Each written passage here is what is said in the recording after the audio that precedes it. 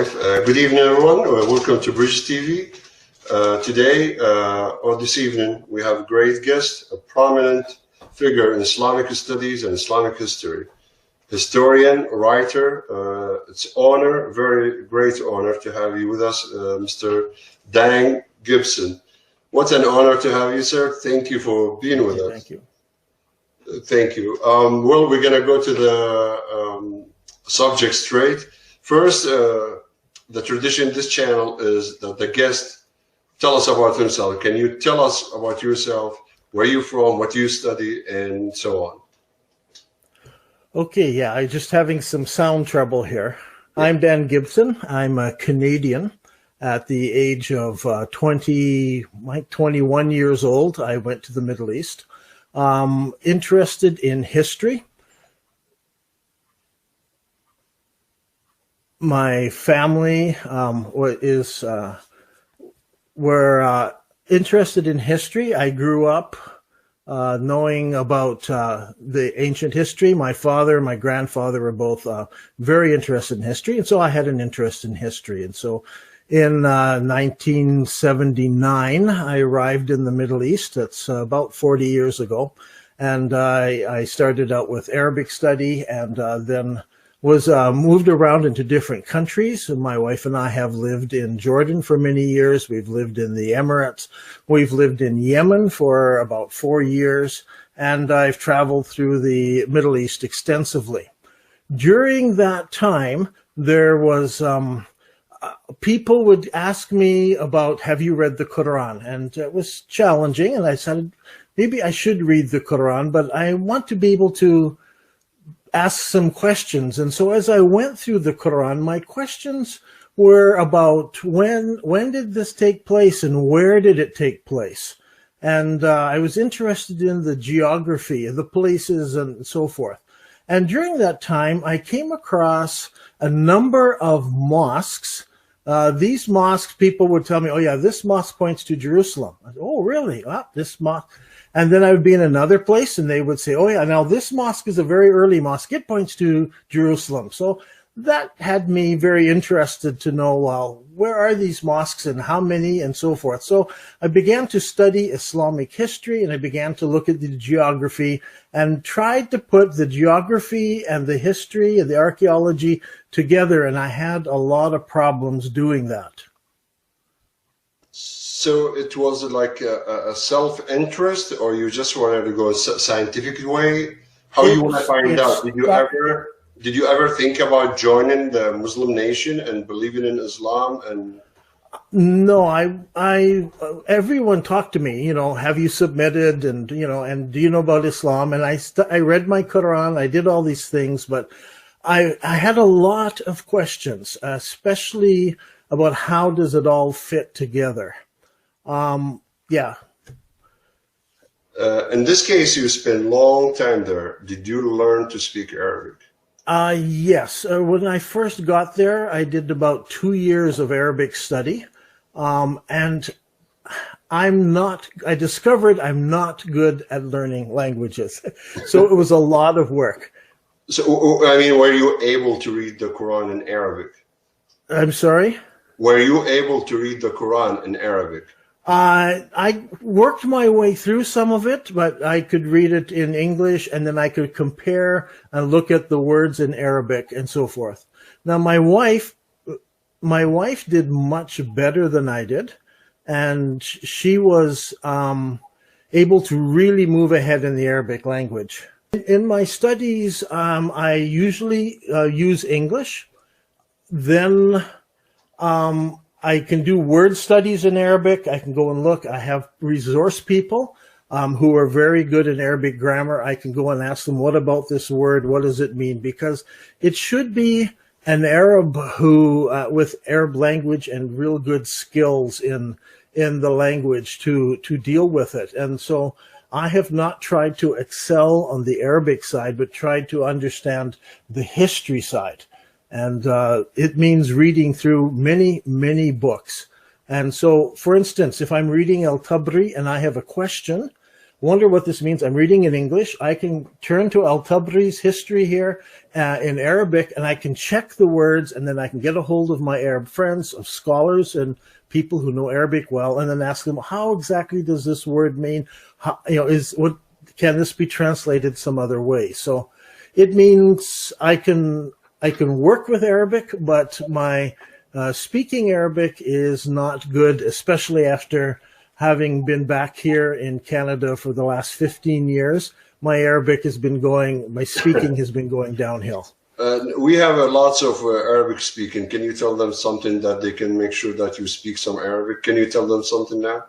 Okay. المشكلة يعني اللغة دي مش كويس يعني بس المشكلة اللغة مش كويس بس أنا بفهم كتير المشكلة الأحكي يعني. Okay, but you can read, but the pronunciation. أيوة. Yes, I can read, yeah. Interested in history in general, but then Islamic history piqued your interest. Yeah. All right. And how did that start exactly? Because you started with the Qibla and Kaaba and Jerusalem and so on. And Petra also. How did that start? My focus was quite early on, as I thought I want to find out where are these mosques that point to Jerusalem. And so I began to make a list of them because different people said my mosque points to Jerusalem. And I soon discovered, I think there's too many mosques that point to Jerusalem, that people were saying it points to Jerusalem. And it's difficult for me to figure out how would that fit into just a few months. Muhammad, the story is told us in Bukhari tells it and others that they only prayed for a few months to the north, and Bukhari he only uses the word Quds once. He usually says Asham, that they prayed that way, or prayed to the north or to Damascus. It's not clear, and so he's not very clear on it. And so I thought, how can there be mosque, and how can there be a mosque in Oman that faces this way? So I decided to make a list, and I thought it won't take very long. I'll just make look at a few early mosques and see how is the Qibla oriented, and so which way did people face when they stood in that mosque. And that's when I had the big surprise, because I all of a sudden realized there are lots of early mosques that are there from the first few centuries of Islam. I just looked at the first 2 centuries, the first 200 years. And that's when I realized something is not the same. Archaeology is telling a different story than I was reading in Bukhari and in Al-Tabri and in other places. And so it was hard to try to put, and so I've been working for the last 10, 15 years and putting the Islamic story together with the archaeological story. So it's probably helpful to first talk about the archaeological story. What do the stones tell us? And then to go back and say, well, how do we fit this into Islamic history? Does that make sense? Makes sense. Actually, that would be my next question. I'm going to skip one question to go there. With the first question I got you. In 1987, there were major renovation in Qiblatain Mosque, Masjid al-Qiblatain in Medina, in Medina, in Saudi Arabia, by Abdul Wahab al-Wakil. And you found that something, they did not actually know. Listen, what did they find? Did they find anything? Any Islamic history, any Islamic record? Okay. In the Qiblatain Mosque, traditionally everyone learned there's 2 Qiblas.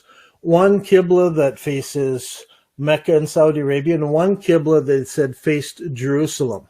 And so when they wanted to rebuild that mosque, they dug down and they discovered the original foundations of the Qiblatain Mosque. And it did have 2 Qiblas, one that the modern one pointed to Mecca and Saudi Arabia, but the first Qibla pointed north, and there's a line that goes north and it goes up to Jerusalem. But it also passes through other places on the way up north.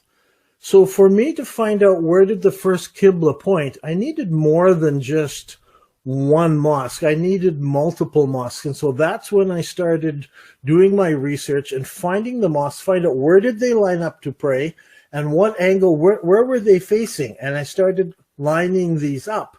And the first mosques, in the first 100 years of Islam, listen carefully, in the first 100 years of Islam, I did not find a single mosque that faced to Mecca in Saudi Arabia.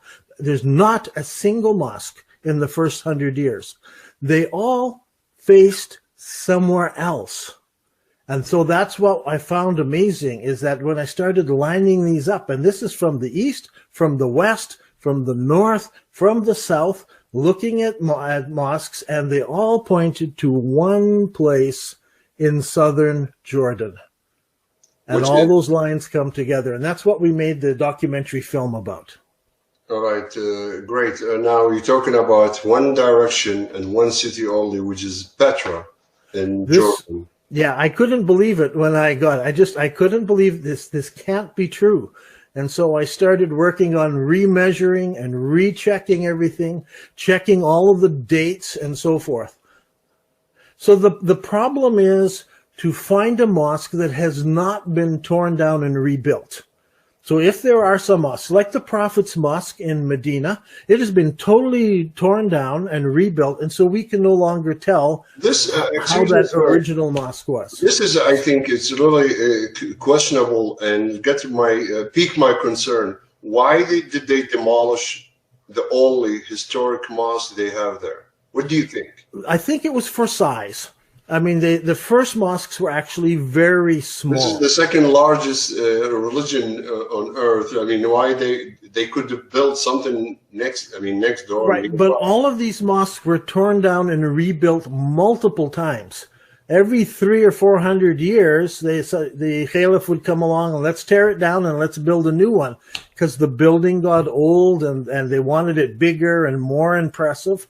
And so as they did that, many of these mosques, you can't tell the original direction of the mosque. The Quba Mosque, for instance, it's been rebuilt so many times, we can't tell where it originally faced and what it was. So the important thing is to find other mosques that have not been rebuilt, maybe were abandoned, and there they were, or descriptions of mosques. So we can go to one in Cairo, and there's an early description where they describe how everyone would face east from the mosque, exactly east. And it was later, after 100 years into Islam, that they changed the mosque so that the Qibla would face Mecca and Saudi Arabia. So for the first 100 years, not a single mosque, the Qiblas did not face Saudi Arabia at all. But in the meantime, there was no Mecca. I think before I have the record, there was no record of Meccan history there. Before everyone. I mean, Muslims have all been taught that Mecca has been there forever, and it's the center of the world, and it's and all these things. But if you go back and look at archaeological record, there is no record back then. If you remember, just the last few years, the Saudis went in and bulldozed the whole area around the Kaaba to rebuild that, and there was no ancient ruins there. I spoke back in 2002. I was at a conference where there were historians and archaeologists. That was my next. And I found the Saudi archaeologists, and I asked them, tell me about the archaeological record in the city of Mecca. Have you discovered anything that goes back? I mean, we need to go back to the time of Muhammad or even 100 years after that. Is there anything? And they sort of looked around to make sure nobody was listening, and they said, there's nothing there. There is no archaeological record. So talking about they were looking around, did you feel any danger while you were working on this? No, I'm looking for the truth. And I think Muslims everywhere understand I'm trying to search out the truth and honestly find out what happened in the first 100 years of Islam. I want to know, the real truth. And I'd like Muslims with me to help me and to look back, and we can try to discover what really happened. Let's go back to the same year 2000, where you were in that Nabatean studies by Hussein bin Talal University. Now, there was not anything, no record of Makkah 800 AD. So what were their answer? You said their answer. Was it surprising to you? What happened and why? Is it surprising to you and why? Because you were expect they will defend the idea like Qura, you know, like the mother of all town, walls, merchants. Where, like, did they defend anything? Yeah, they have said there's nothing there, because the description of early Mecca is that there were walls, there were lots of temples, the temple of Dushera, the temple of Alat, all of these temples should have been there, the temple of Al-Uzza. These are described in the histories as being in the city of Mecca in the time of Muhammad, but there are no ancient temples. There's nothing there. The archaeologists said we don't have any of that there. And the descriptions don't fit very well because Mecca is an agricultural city. It has, you know, grapes growing and it has grass growing and crops there. It has lots of trees and water and things, and it just doesn't sound like Mecca that we know today. According to Islamic scripture, but not what you found. Sorry?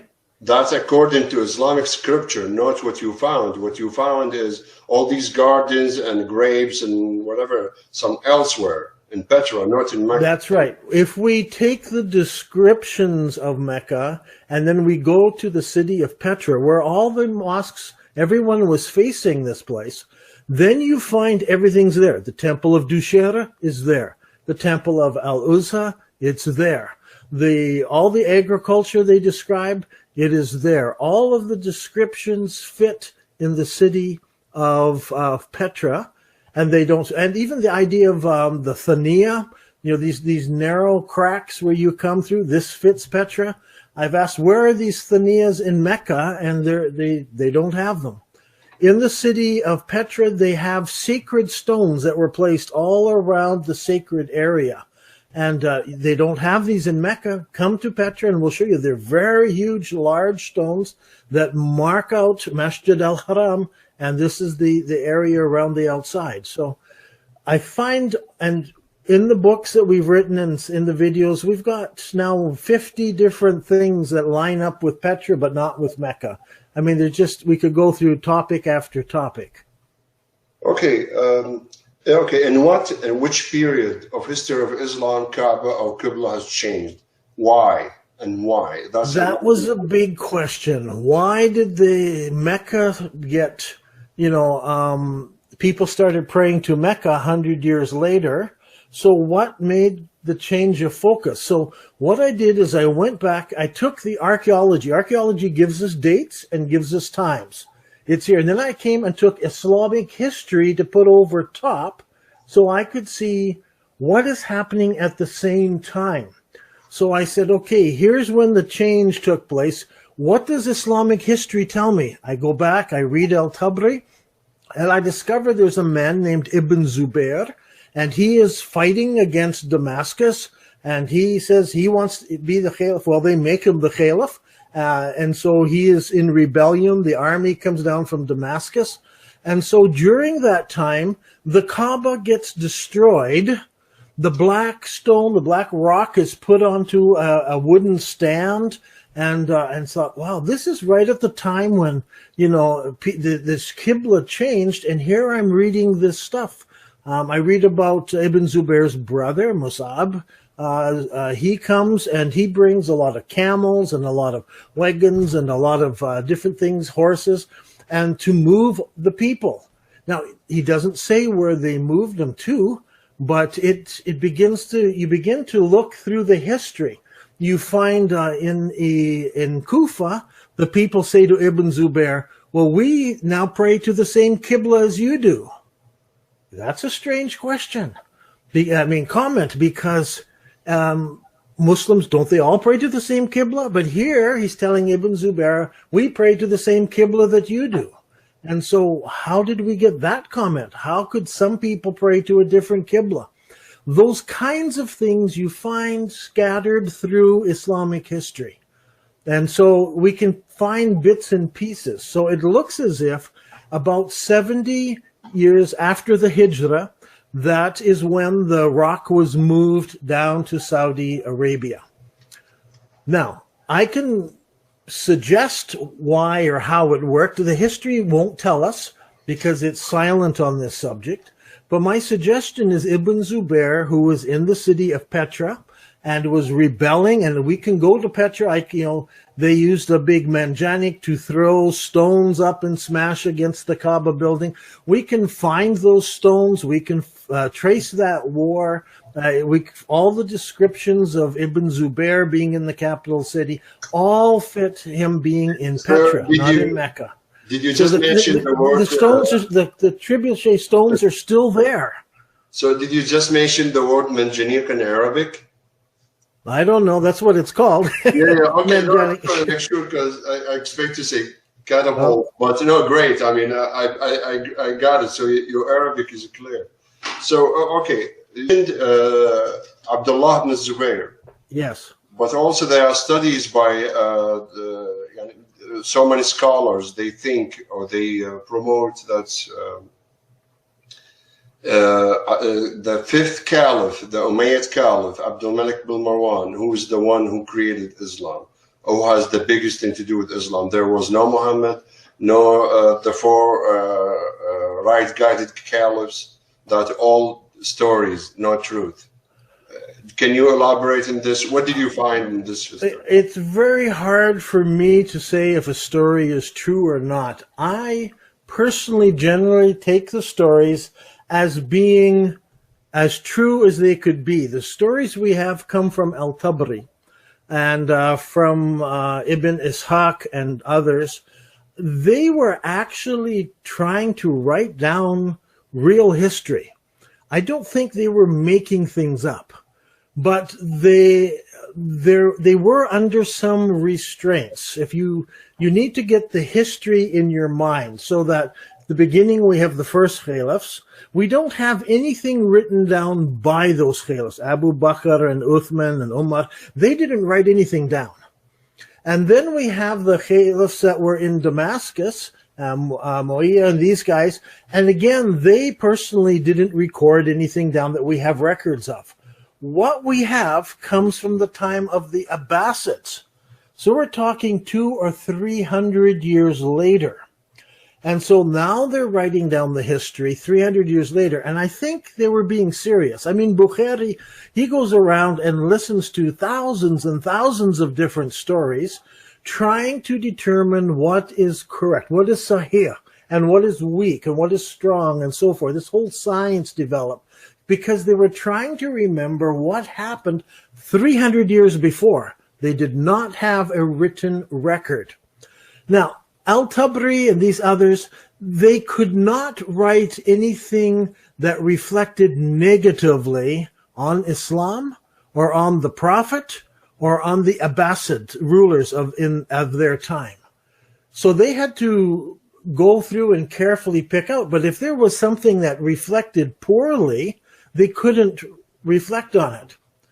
So a lot of people ask, well, how could they change from one Qibla to another? Well, it's a long story, but the rock was moved first, not the Qibla. The rock was moved first because Ibn Zubair wanted to capture it and get it away from the Caliph in Damascus. So he's got to take the rock and move it. I don't think he ever thought he was changing the Qibla. I don't think he ever thought he's building another Kaaba. I don't think he ever thought that's going to be another Masjid al-Haram and so forth.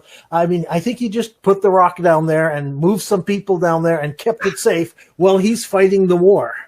And so in time, and it all hinges around one man, and his name is Hajjaj.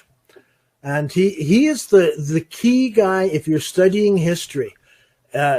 He is the Hajjaj. He's a general in the army. He is the one who's responsible for just about everything that happened after that.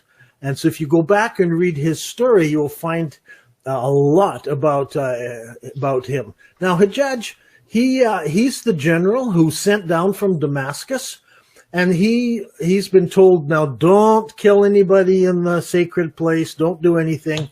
But he doesn't. He just walks in and he kills people, he massacres them, there's a bloody battle. And when he gets done, he doesn't like the city of Petra with the Kaaba there and with everything, because it's a pagan city. It's not pure whatever. He doesn't like where the rock is being kept, because those are still rebels. So when Hajjaj goes back over to Iraq, and there he's meant, they make him the governor over Iraq, and he gets to build a mosque, his mosque, the Hajjaj mosque. And so his problem is, what Qibla does he face? Do they face towards Petra, as all the mosques up till then did? Or does he choose Mecca, where the Black Rock is? But that's a bunch of rebels. So he does something. He builds a mosque, and he calls it the Wasit Mosque. And that's from Mutawassit. It's between. And he points to a place in the middle of Saudi Arabia. And every mosque that is built by Al-Hajjaj, or by the people under the Iraq and where he is at and in Syria, all of those mosques face to the middle of Saudi Arabia. They're all Wasit mosques. And so it's not until later that historians write back and say the problem was with Hajjaj, and the problem was with the Caliph at that time, that he allowed there to be multiple Qiblas developed. So it wasn't just that we have Petra, now we have Mecca, now we have between, and at that very same time, the people in North Africa, they change their Qibla and they start pointing to an African Qibla down in South Africa. So today, when I go back and look, if you go to the tool on the internet called the Qibla tool, you can find the first 100 years of Islam. There's over 20 mosques that point to Petra that remain. We can go there, we can examine them. We have 20 mosques pointing to Petra. Then we have about 22 mosques that point to the between position. We have more than 20 that point to the parallel. I call it a parallel. It's a line between Petra and Mecca. Here, that's the Qibla they use over in North Africa and in Spain. It goes down at a 155-degree angle. It's not nowhere near the Kaaba. They just parallel what's going on over here. So it's not until the Abbasids come along, they take over and they rewrite history. They put it all straight. They do not want to talk about all of this Qibla trouble in the first 100 years of Islam. I think there's some shame attached to it. You pick that up if you're reading the Byzantines. There's a Byzantine patriarch there in Constantinople, and he's having a debate with the Muslim rulers, and he's saying, we know what Hajjaj did. We know how he made changes in Islam. That they even accuse the Muslims of Hajjaj of making some changes in the Quran. He said, we know he added some verses in the Quran. And so this Hajjaj guy, he has introduced a lot of stuff. So later, the Abbasids, they're embarrassed. They're embarrassed with Hajjaj. They're embarrassed with all the trouble they had. And so everything in the histories now is just, it's all covered over. So you don't know about it. I mean, I've lived in the Middle East long enough to know that shame is covered over. If something shameful happens, everybody covers it over. Didn't happen, and just forget about it. Just be quiet. And I think that is what happened here. It was all covered over. Just forget about it. The historians just touch on it a few places, but they're not allowed to bring it up because there's something shameful in the history. And so it's not there. And so now we go back with archaeology. We get the rocks, we look at them, and they tell a different story than what Al-Tabari is telling us. You are so right about the culture and the shame in that culture, and how necessary it is to cover it.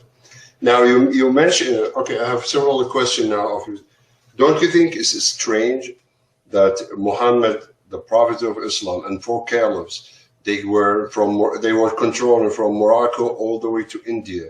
without single record? I mean, that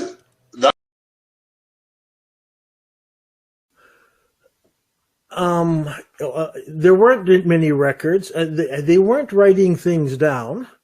But there were several times in which records were destroyed.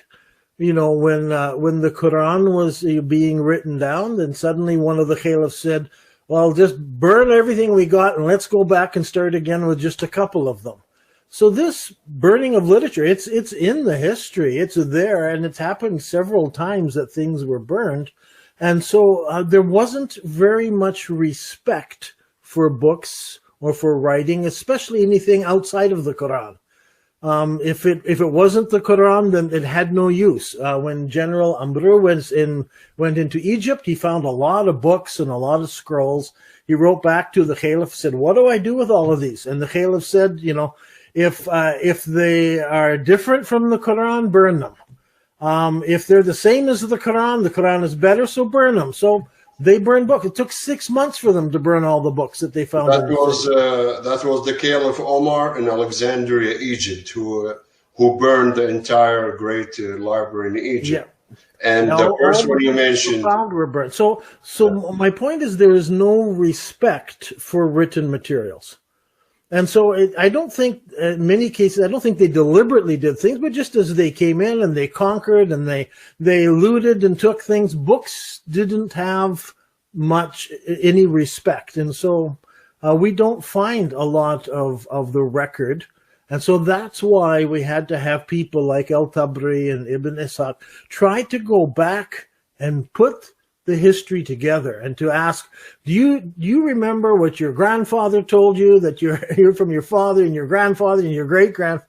Imagine if we tried to do that today for the American Civil War.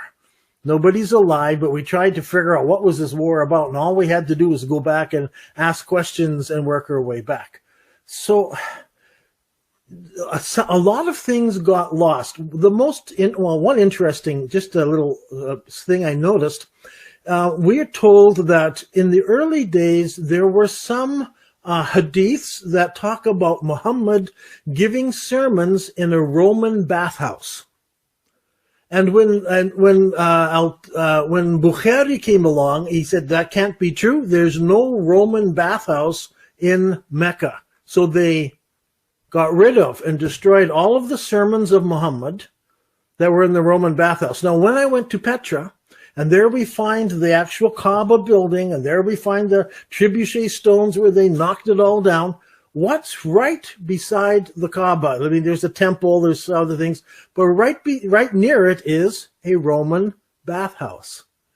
And when I saw the Roman bathhouse, I said, oh, they got rid of all of those sermons of Muhammad. They just got rid of them because it couldn't be true.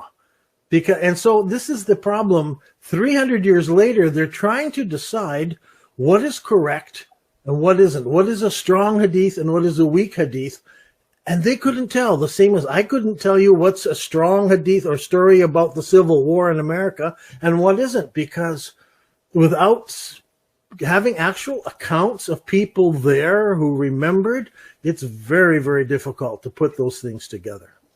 It's okay. Is there any one from Islam or Arabs try to reinvestigate the Roman bathhouse you're talking about, or they just took the Tabari or Bukhari story? Well, Bukhari and others, they got rid of those. I mean, back more than 1,000 years ago, all of that stuff was lost. All we know is that they were dismissed anything because there is no Roman bathhouse in Mecca. There couldn't be a Roman bathhouse in Mecca. So anything that talked about Muhammad and the bathhouse, they got rid of. And that's all we know from back then. It's all been lost. So that's now this hadith supports your story and your research. Yeah, when I saw the bathhouse, I'm like, oh my.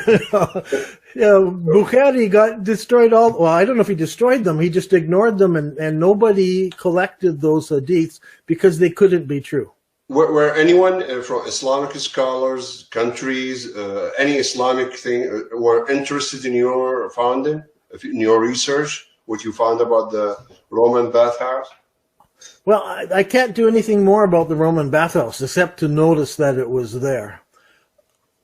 Let's go back, though, and talk a bit about the Kaaba building, because I'm the only one who says this is the Kaaba building. There is a cube-like structure in Petra. It's just the foundation. When we go back and look, all we can see are the foundations. And I remember when it was being excavated and that whole area around it, and they found a wall around the courtyard, and then there's around the wall, it goes around something. You can see it curving around and so forth. And there was a lot of wondering what this is as the archaeologists look at it. But it just sat there for all this time. And I went, as I was looking, saying, well, where these trebuchet stones were and where they would have been thrown over the wall and came in. And is there a place from the wall that you can actually hit the Kaaba building? And then I realized, here's this stone block, but it's not a cube. It's a little bit longer, and all four sides are different lengths. So it's not exactly square. It's a little bit off, and angles are a little different. And then I came across a guy by the name of Azraqi. Let me pull him off the shelf. I have not found Azraqi anywhere in English, so this is only in Arabic. And his family goes back to keeping the Kaaba and the time of Muhammad. And so he tells us about Muhammad's time, and he tells us the dimensions. He said, here are the measurements of the sides of the Kaaba during Muhammad's time. And I compared his measurements with the measurements in Petra, and all four measurements fit. He has measured that building. And then if you get a satellite photo so you can look down from the top, you see here's the building, and you see there's a wall around the courtyard, and there's a hatam. There's a curve in the wall. Now, that's important because it wasn't until the Abbasid caliphs that they decided to move the hatam and attach it to the Kaaba building itself, so it's that curved wall around the front. Now, one of the problems there's so much here, it's hard to know how to describe it all. One of the problems we have here is that in Islamic history, both Petra and Mecca are given the name Mecca. So are they talking about this Mecca, or are they talking about that Mecca? Very interesting to know. We found some Christian historians writing back in early times, and they talk about the city of Mecca in southern Jordan, in Paran, and so forth. And so we recognize that the city of Petra is a name that comes from the Greek and comes from the Roman world, and that's the name we call it today. That was not the name of the city. It was known as Rechem to some people. It had multiple different names. The Petra Scrolls. Now I've got a book right back here. This whole series of books go through the Petra Scrolls, and in the Petra Scrolls, it is called the city of Petra, and they would write official letters and saying, to so and so from the city of Petra, the mother of all cities. Only they don't say city; it's the mother of all settlements. Qura is the term they use. So here we are, the mother of all settlements.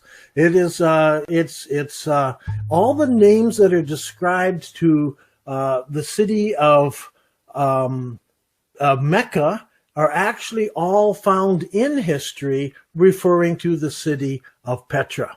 It is actually also called Mecca. And it's called Sila. It's Mount Sila. And there's many, many different names there. And so as we go back, it's important to dig back into the history of Petra and to find out what the city was called, because we only know it by the Western English name of Petra. It had its own names. It was the mother of all cities. It was a great metropolis and so forth. So there's many different names. It was the blessed city. It was the holy city. There are lots of different terms that were used for the city of Petra. And going back, we've discovered that not only is the city of Petra have all those names, it has all the places. It was a city of pilgrimage. For many, many years, people came to Petra for pilgrimage. So if you want to watch some of the videos, you can watch the one on the Petra pilgrimage and discover the last year that people took pilgrimage to Petra was in 1985. I mean, that's when the government put a stop. They put a fatwa on it. Nobody's allowed to go there anymore. But up till that time, there were still people going there. There still was a place. I mean, there's a big flat area that's been built up with a column. People could throw stones at the column. You can go climb the mountain, and there's the slippery way, Muzdalifah. There it is. You can go up and go down the mountain. You get to the top, and at the top of the mountain, there's a tomb there for Aaron. And but thousands of people could gather at the top of the mountain and watch the sunset, and then come down. I mean, all of those descriptions fit the city of Petra. You can find all of the places as you walk around. So it had Christians in it because there was a Christian quarter that the Christians had some churches in it, but the rest of the city was a pagan city. Now, if you remember, Muhammad, he had his wife's cousin, I think, was a Nestorian monk or priest. And so that doesn't make sense in Mecca and Saudi Arabia that there would be a Nestorian priest there. Makes perfect sense in Petra. All of the stories that you read about there are two Meccas. That's the point I want to make. Two Meccas. The Mecca in southern Jordan and the Mecca down in Saudi Arabia. And as you read people like this, by the time Al-Tabari and others get to 200 or 300 years after Muhammad, they're both called both called Mecca, excuse me, and they get merged together. So you only know of one story, Mecca, and it's all of that. Everyone thinks all of that took place in Saudi Arabia. They haven't divided it up into the two Meccas and the different stories that are taking place at different times. As an example, and the original Kaaba was in the corner of the courtyard. It was very narrow around the backside where people could walk around, and they had this big courtyard, and then they would go around the backside. And so we have the story where one of the caliphs came along and he bought up properties and cleared it all out and made sure there was a big area all around the Kaaba building. You go to Petra, it's still a narrow place around the back, just as it's described. But if you go to Saudi Arabia, that's where the caliph went and made it in the middle of a great big open area, so no buildings were close to it. So you have to decide when you're reading, is this the Mecca there or is this the Mecca down here? Which Mecca are they talking about? Look carefully, look at the archaeology, and you can very quickly decide which one of these Kaabas. There's a Kaaba in the north, a Kaaba in the south. Those are the kinds of things I'm discovering. There's a lot of supporting evidence, and I've just asked people, and Muslims as well, look at the evidence. Go look at the Kaabas, at the Qiblas. Where do the Qiblas point? Look at the archaeology we found, and people are writing me. I have hundreds of emails that I get, and lots of them have good ideas. Well, what about this, or how does this fit? And so I'm studying every day, trying to put together every week a video or two about the things that we discover as we look at the history of Islam. Okay. Amazing. Can you hear me now, or? It's hard, but if you talk loud. Okay, I'm sorry. No, you were talking about Becca and Mecca. Now, I got to mention here to all our viewers, all Mr. Gibson work is in our channel. We have a playlist under his name, and I'm going to put all their work, all the links under in the description box here. You can see his amazing documentary called The Sacred City. Allow me to say it in Arabic also. الفيلم الوثائقي المشهور فيه دكتور جبسون موجود في القناة وسأضعه في الرابط هنا. It's very clear. I mean, watching it is amazing. You were talking about you got to decide this Qibla or that Qibla. Looking at your work, how the way you described it, I think Petra's Jordan, that's the Qibla. I want to go a little bit backward about the black stone. Where that black stone came from and why it's so important to Muslims? Lots of people have questions about this black rock that's down there, the black stone. It's hard to know if other black stones in history are the same black stone. So originally, in the Nabatean people who lived up around Petra, over into the Negev, they had a black stone that they worshipped. And this is written down by other histories. Other nations have seen this and wrote down these Arabs, they worship a black stone. There are some descriptions given. It's, it's a black stone that they worship. And so we can find it mentioned back in history in different places. Is it exactly the same black stone? That's very hard. I mean, we can't go and do DNA tests because we don't know. We can't put it together. But we do know that a black stone was very important in the worship around the city of Petra. And if you go to the city of Petra, you can see the Kaaba building, and each of the corners is named. And so in Saudi Arabia, it's very hard to understand why is the Yemeni corner over here, the black stone over here where it actually faces Yemen. Why is the Iraqi corner up at the north, and why is the Sham corner over on the side here? Like they don't sit right. If you go to Petra, then you discover the Iraq corner faces Iraq. The Sham corner faces Sham. The black stone faces the side, and the Yemeni corner faces Yemen. The corners even make sense in Petra, where it's hard to figure out why did they name the corners the way they did down in Mecca in Saudi Arabia. So there are so many different pieces of evidence that we can pull together and look at. And so it's not just one thing. The book that's out there, the website and others, we try to go through in the book, the early Islamic Qiblas. There's over 50 different pieces of evidence. One good, interesting one is just in the last couple of years, they've been doing studies on the language of Arabic. Where did the Arabic of the Quran originate? And a lot of people down through history, the Muslim scholars down through history have said, what's a Bedouin language? But they've gone through and studied all of the Bedouin languages, starting hundreds of years ago up to now. They've never found a Bedouin dialect that is the same as the Quran. And if you go out and look at all the different things that people have written in the desert, and you're right there, one of the things that's interesting is that when you use the word the, so you want to say al-bayt, so use the word el for this. And in all of the writing, they use the word hun, H-N. And so that goes all the way back. If you go down to Saudi Arabia, there's always H-N, H-N. So where did this El come from? Al-Bayt, and Al-Medina and so forth. Well, it comes from Petra. When they got the Petra scrolls out and they can look at all of the names and everything, they discover they use the word El all the time in Petra. That was a local dialect. It matches what they've been looking for, searching for, the origins of Quranic Arabic, and they have found it in the city of Petra. That's only just coming out now in the last couple of weeks as things are being written and people are publishing papers. So more and more supportive evidence is coming out. It's an exciting thing to be involved in. And we're only going to touch a little bit here on this interview.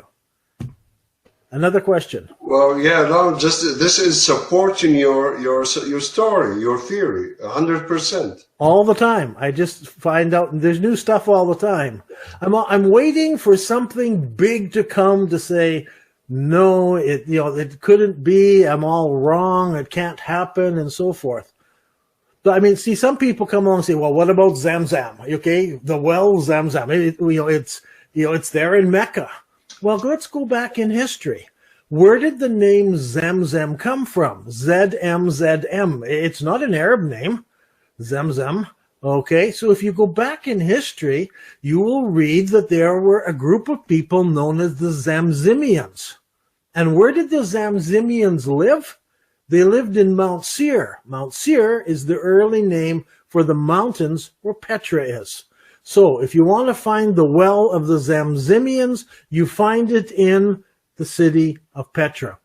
Now, it's interesting, after Ibn Zubair moved the Black Rock down to Mecca, and after, there were then two Kaabas, and there was all this fighting over which way do we pray. In the middle of all that, Al-Tabri says, in this year, Zamzam was lost. What does that mean? They lost Zamzam. They had no idea where it was. How do you lose a well? Well, if it's in Petra, the original Zamzam, it can be lost because there were floods, there were things going on, nobody was maintaining things, and a lot of dirt came in, and a flood came through and washed it all away, and it's lost. So it's not till many years later that there is suddenly now a Zamzam in Mecca in Saudi Arabia. And so all of these things moved. You see, we think sometimes that there's continuance, that people remembered all these things. The same thing happened in Christianity. Around 300 years after Christ, people set out to find these early spots that were mentioned in Scripture. So there were lots of different people who went to the Middle East to try to find out where was the tomb of Jesus, and where was the cross put up, and where was Elijah, and where was his town. And so they went around looking for these spots. And that's why sometimes you find 3 or 4 different spots people claim the same thing for, because it was lost in history. The same thing happened in Islam, that when later on, 600 years after the Hijrah, you have people like Yakut. He's writing all the geography of Islam, and he's trying to figure out where are these things. So he's walking around Mecca saying, okay, there was a great market here called Aqaba. And so and that's where the market was. And so he couldn't find Aqaba anywhere. Aqaba sort of means going up. So he found a spot where there's sort of a slope going up in the mountains. And he said, this is Aqaba. And they built a mosque there and said, this is Aqaba. Well, if you're in Petra and somebody asks you, where's Aqaba? They'll all look at you strange, because everybody knows where Aqaba is. It's still called Aqaba to this day. And there was a great market there. And there were, but it's been lost over time, and so the Muslims had to find it down in Saudi Arabia. They did the same thing, Battle of Badr. They had to find a spot and put it there. They had to find places. So they, even in the graveyard in Mecca, they put up these markers. Like, I don't think they're tombs, because they can't be tombs because there's no bodies in them, but they put up memorial places. And then people started coming there trying to get some sort of barakah, praying and over the tombs of the saints and so forth. So Saudi came along and bulldozed them all out. But one of the things, I was looking at the old pictures of that graveyard, and there are tombs there of people who we know died in other places. There's one person there we know who died in Gaza and was buried in Gaza, yet there was a grave in that graveyard for that person in Mecca. So even the things that are there, people said, oh, this is this house of so-and-so, or this is the grave of so-and-so. There's no actual proof that those are the houses or the graves. And in some places, Saudis just looked and said, they're obviously wrong. I mean, this is not the grave of somebody important. And so that whole graveyard was bulldozed. Now, the graveyard in Medina, that's no problem. And Medina is there. Medina is where it's supposed to be. The Hijrah was from Petra in the north, and they came down to Medina and stayed there and so forth. If you notice the wars that took place in Medina, whenever the Quraysh attacked, they always attacked from the north, coming down. When they built the ditch in Medina for the Battle of the Ditch, where did they build it? On the north side of the city. So all of the geography fits. When you put Petra there, suddenly you can read the historical accounts, and it makes sense. It makes sense how the battles took place. It makes sense what the people said, because the geography fits. So all I'm saying is we must go back and look at the actual stones, the actual buildings, the foundations of buildings. They tell a different story than what Islam tells us. Okay. Great. I just read manuscripts in Yemen, what they found in the big mosque, and they hid it immediately. Can you, if you know about this more, anyone reach out? I do, but I'm not an expert on the Quran or on early Qurans, and so I can just give my opinion, but that's not my area. But as for experts, I mean, I have had Islamic experts write to me. People from the Saudi government, from the Ministry of Antiquities, have written and asked for copies of my books and asked for things because they are examining these things. I am waiting, and I have an open invitation for expert. I'm just saying this is what the stones tell us. You can go and measure the stones. I can find an early mosque, find out when it was built, measure it. Here's the Qibla wall. What direction did they pray? And we can do that and give you the maps. And you have maps there. But if people want to, the film is of the sacred city. If you go onto the website and look for the website, thesacredcity.ca. I'm a Canadian, so it's a Canadian website. And then you can look for data, and then look at the data and find the Qibla tool. You can click at which ones point to Petra, which ones point to Mecca, which ones were built during Muhammad's lifetime, which ones were built during Abu Bakr's lifetime. You can take all this data and move it around yourself and try to figure out what happened. Well, my personal opinion, or when I read the Islamic history, I go strongly with your theory more than Bukhari. And mentioning Bukhari now, how come a man from Bukharistan or somewhere in North Iran, I believe in that area, doesn't speak Arabic well, and 200 years or 300 years after Muhammad, collect all these stories, and he has no internet, no Wi-Fi, no computer, and most of Islam, you know, Bukhari and Islam in the Middle East now, if you cross path with him, I mean, it's a red line. You cannot. Yeah, there were Bukhari. Yeah, there were lots of things happening there. So the city of Baghdad was central, and so scholars all came to Baghdad. Libraries were in Baghdad, and that allowed people to talk, to meet each other, to write, to research. And I think Bukhari did an honest job.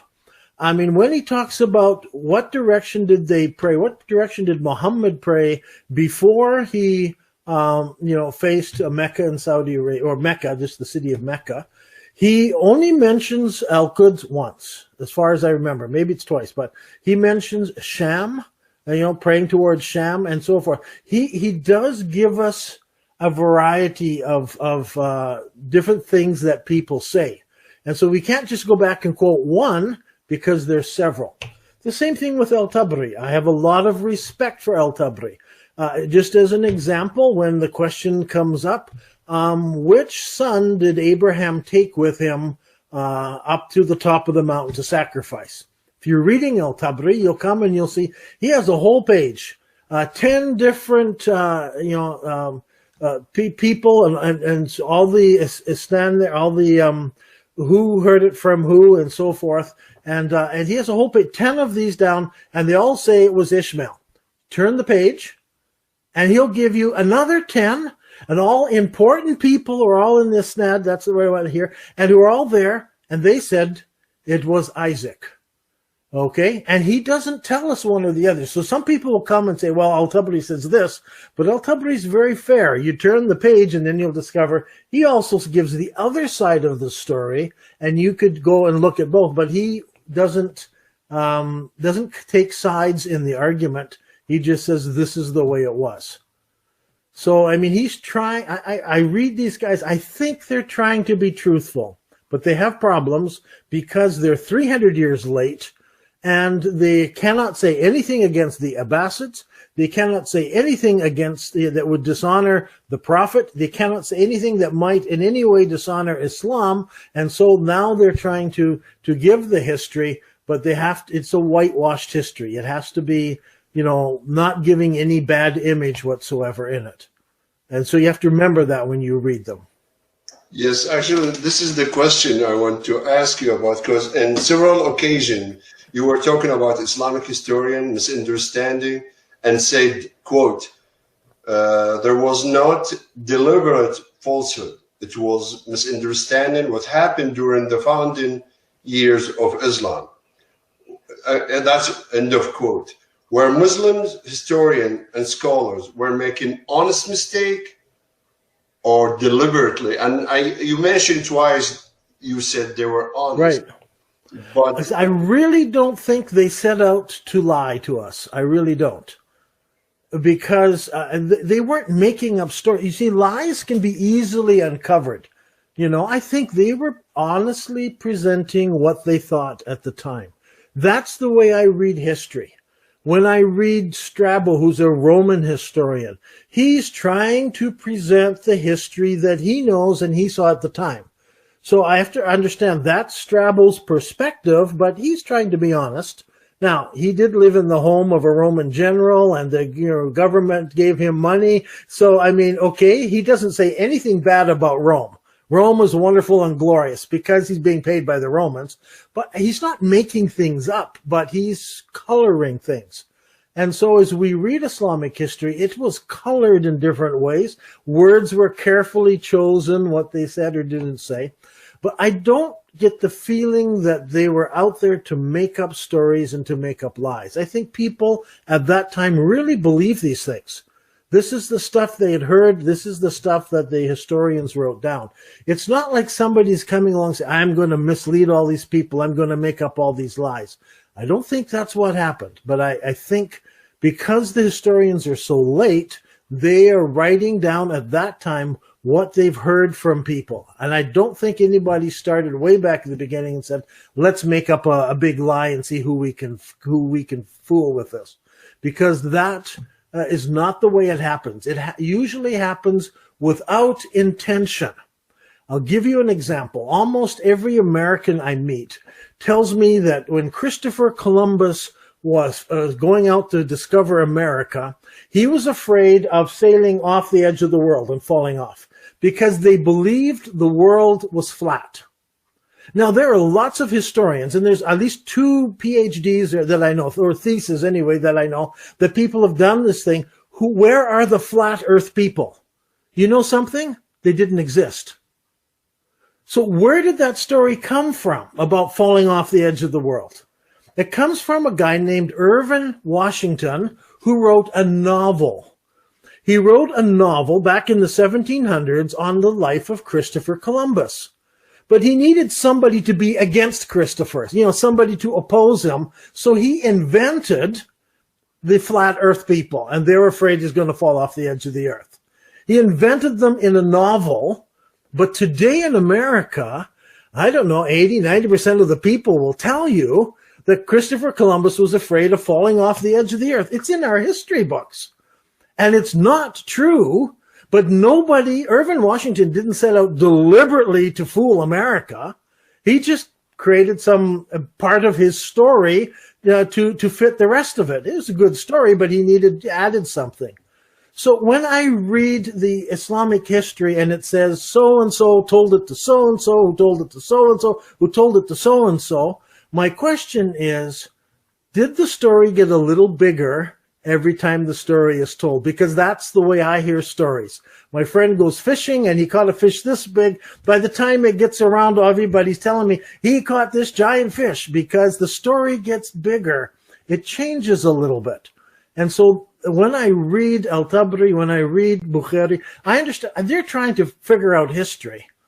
But they have to deal with these stories where Muhammad becomes more important, he becomes bigger, the whole story becomes more glorious, and they can't say any bad stuff, and so it grows. Now that doesn't mean anybody's lying. I don't think they were deliberately lying, but I think it's just the way history goes. If we don't have an eyewitness, then it's very hard to know, is this story actually true, or did it grow? Or are you telling me the story because you want to convince me of a point, and you're putting a certain emphasis on it?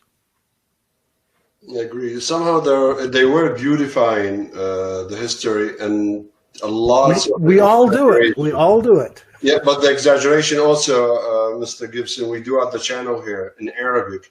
We read these stories by al-Bukhari's, and we found major exaggeration and lies. Yeah. It's not only beautifying, actually lying. I mean, I'm sure you come. Yeah, but I don't think, I'm not going to blame Bukhari, because he's simply trying to tell you what was being said at the time.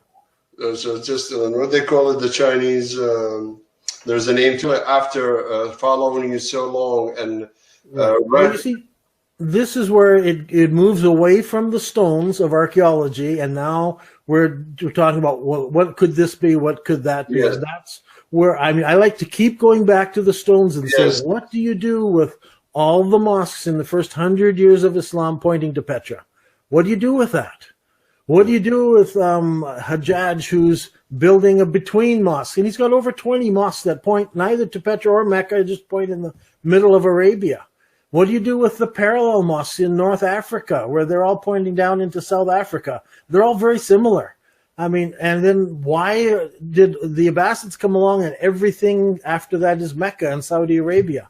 Like, there's something happened in those early days of Islam, and it's a different story than what we have traditionally heard. And so that's really all I'm out here to say is we need to go back. You need to look at these rocks and figure out what is the actual story, what really took place in Arabia 1,500 years ago. And archaeology is telling us a different story. Okay, great. Now we have about an hour, 15 minutes. Do you mind, Mr. Gibson got to go, it's an hour and 15 minutes, but would you promise us to be with us again? Sure, we'll do this again. Thank you so much. I appreciate it. Thanks again. Thank you for having me, and hopefully we'll get this sorted out. Thank you, sir. You have a great evening. Okay, thank you. Bye-bye. Thank you. And thank you all for watching. We'll see you soon.